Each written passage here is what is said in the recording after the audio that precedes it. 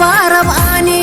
Osina ro andun habrok khulukta Qadar qaraste khun yusaray ani Dutsa çergi ban çelaro anrak Qadar qaraste khun yusaray ani Dutsa çergi ban çelaro anrak Amadun pashman goyigo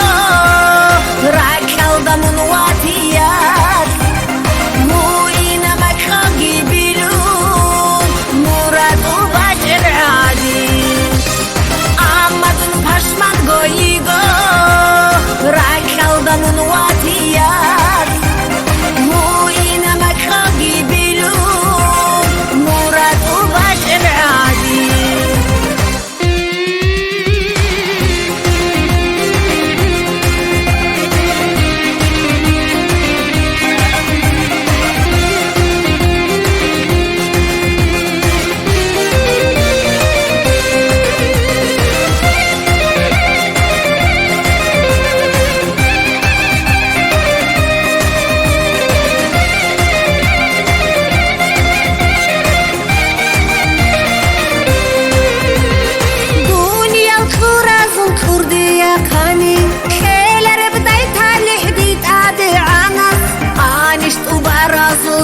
Yorjani falare bish qadar qudrat Allah anisht ubarazu sodoy yorjani falare bish qadar qudrat Allah amadun pashman goyigo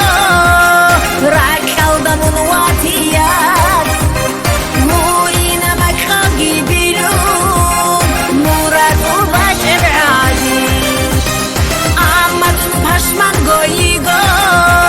Rakal damun watiyat Muina makhagi bilun Murad ubashir adi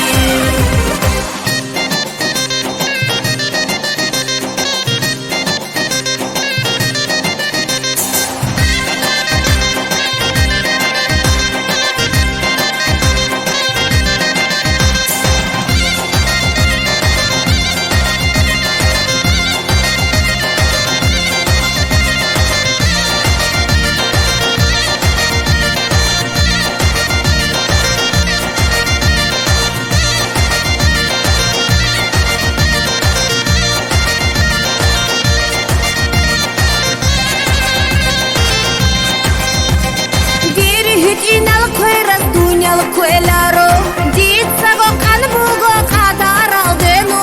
Ditsa had azda un hijbur khilaro Ya chani qari chudutsa becheday Ditsa had azda un hijbur khilaro Ya chani qari chudutsa becheday Amadun pashman